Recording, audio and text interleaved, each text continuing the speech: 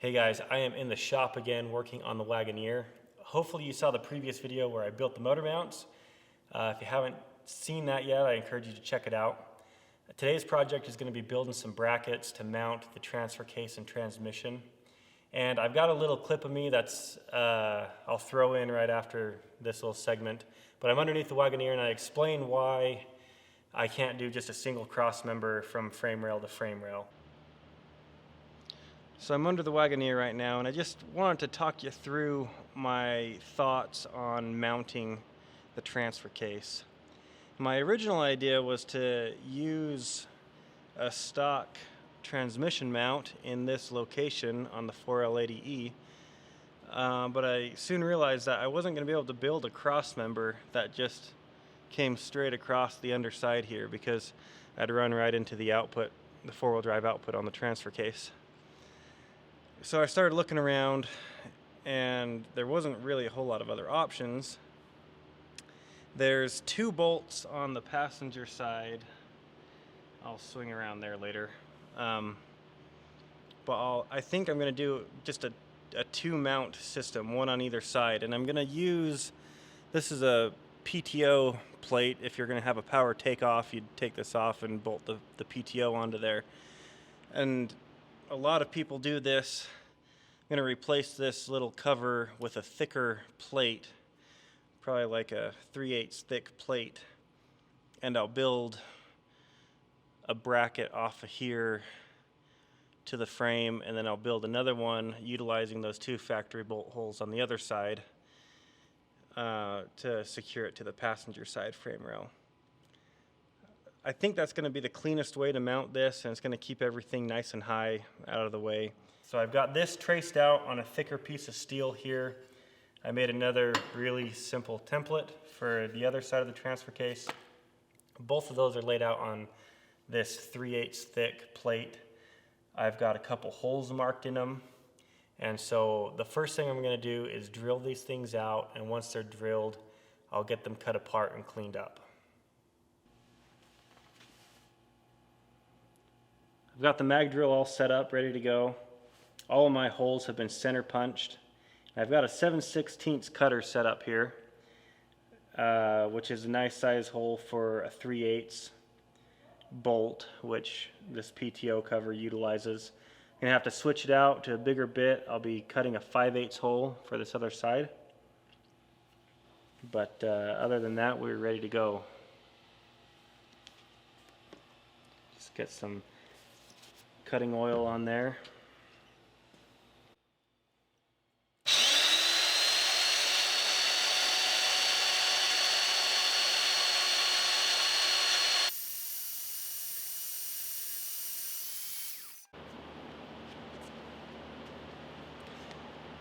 Okay, I got the holes drilled in the plate, and now I got it set up with this scrap piece of C-channel as a guide. I'm going to start cutting this apart.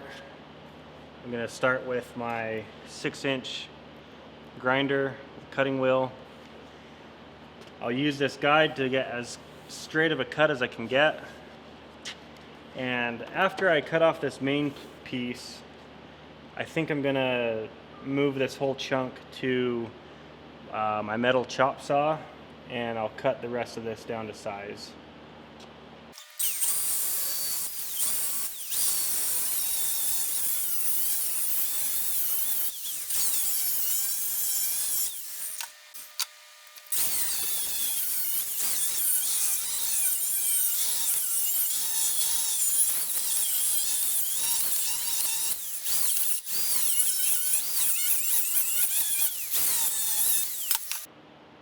All right, I'm set up in the chop saw now. You'll notice I got rid of the guide about halfway through that cut with the grinder. I decided it was easier to cut a straight line when I could see what I was doing. But anyway, we'll make these shorter cuts and get these plates separated.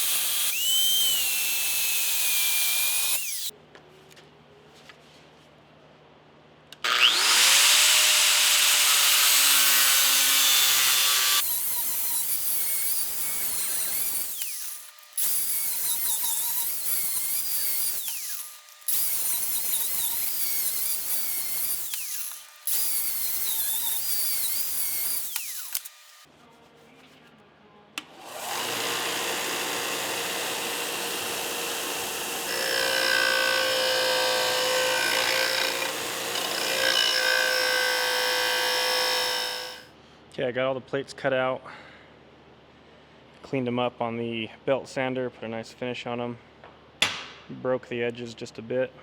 I'm going to go bolt these up to the transfer case, and then these are going to bolt to the frame rail. I'm going to have to drill some holes for these, but it won't be that big of a deal. Alright, I'm under the Wagoneer again. I'm going to put the new cover on the PTO port. And I forgot about this bracket here. Once I get this closed off, I got to cut this bracket off. I'll cover this up so I don't get any sparks or anything in there. Then I got to cut out this bracket that used to hold up the gas tank.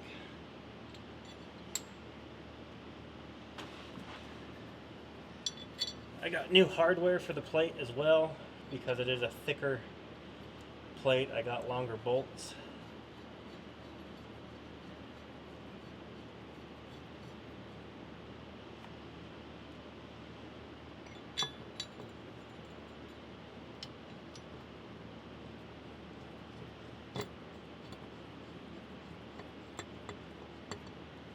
This is going to come off again when I weld it, so I'm not putting any silicone or RTV on it to seal it. But once it gets installed for the last time, I'll either have to get a new gasket or just use some gasket sealer to seal it up.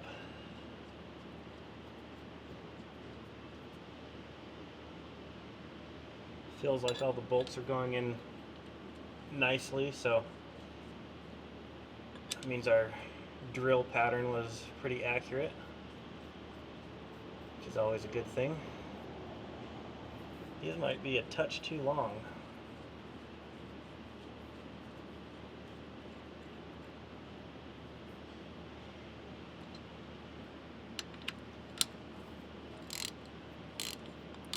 Oops.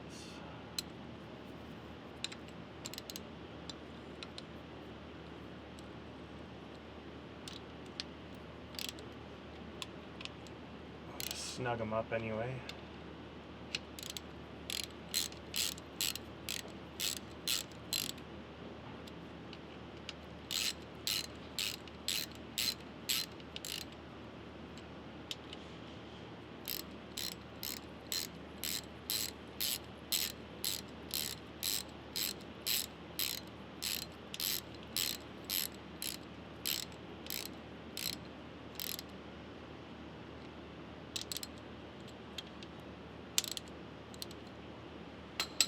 Good fit. A grinder is kind of a tight fit to get this cut off, so I'm going to see if I can use the plasma. This thing has a history of not working for me, but we'll see if I can get lucky.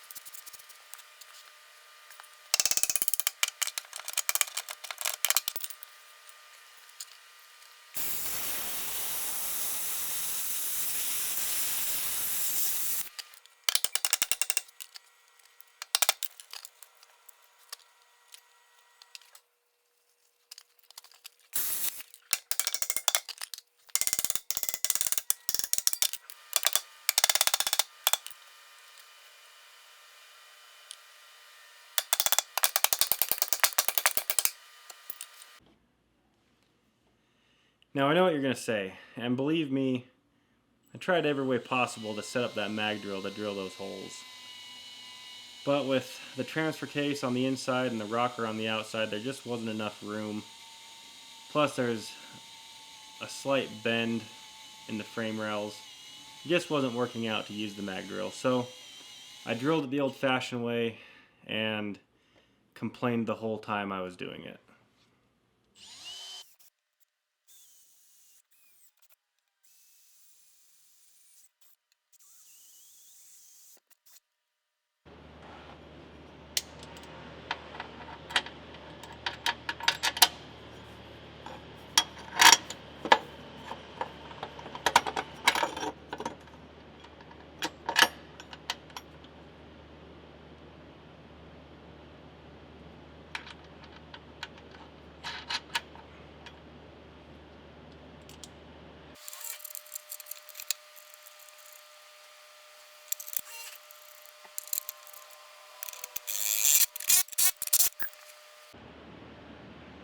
Okay, I got this plate bolted onto the frame rail finally.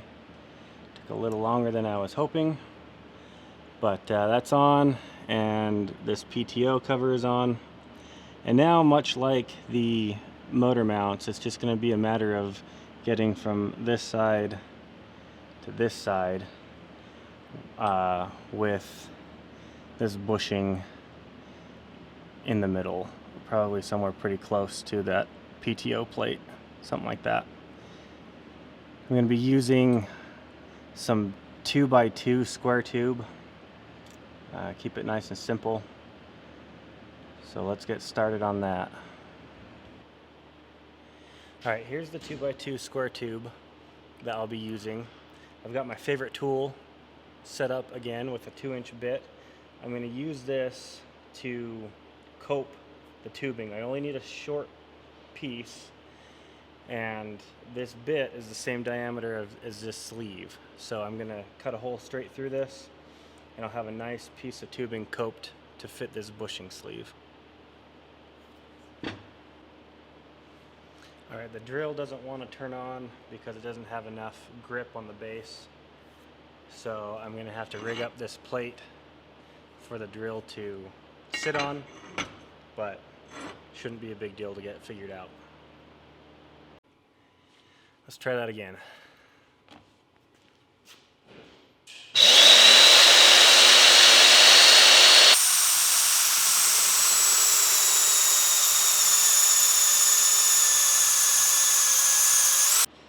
Just wanted to bring you in for a closer look. See how that mag drill bored a hole straight through this square tube. I'll cut this off with a cutting wheel and get it cleaned up. I got that piece all cleaned up. The bushings in here fit up where I want it to go. I'm going to tack it together, and then once it's tacked up, I got to take it underneath the Wagoneer because this side's going to have a slight angle cut to it. So I got to take it under there to figure that out. But I decided I'm going to TIG all this, so just to have a little bit of fun. Anything underneath the Wagoneer is still going to be tacked together with the MIG, but when I pull it out to weld it, I'll TIG weld it all. So let's get this tacked up, and then we'll get the next part fit.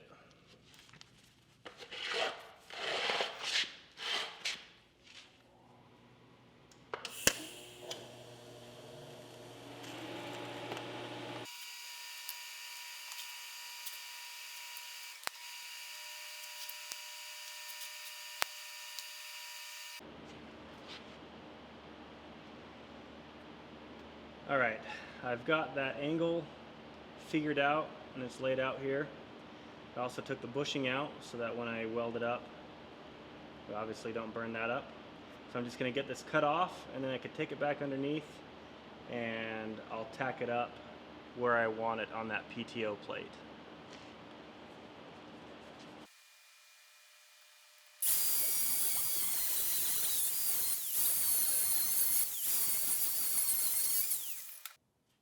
Well, here it is all tacked up. I've buffed all the weld areas, got all the mill scale off of it, and I'm just gonna weld it up now. I think I could do everything in one pass, but we'll see how it goes.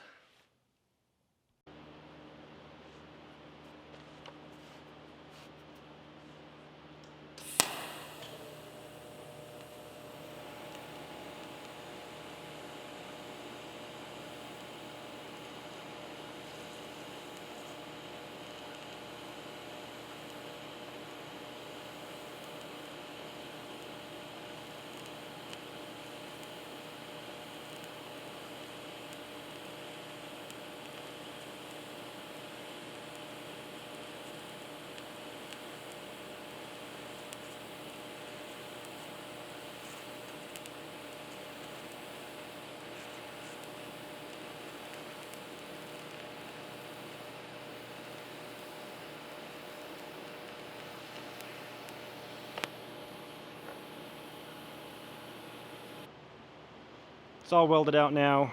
Got some pretty okay welds on there.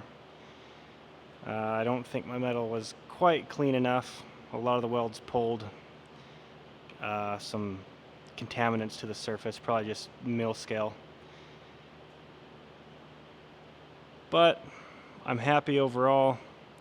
Just gonna let this thing cool down and I can get it installed. And just like that, it's painted with the bushing installed, ready to be bolted up. There it is, looking good, all bolted up.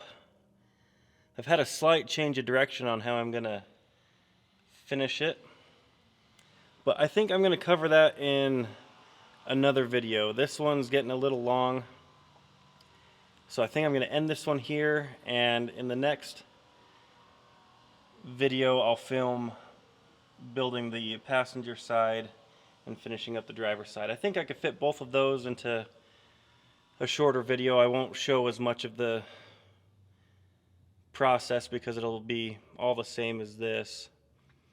So hope you enjoyed this and stay tuned for the upcoming videos.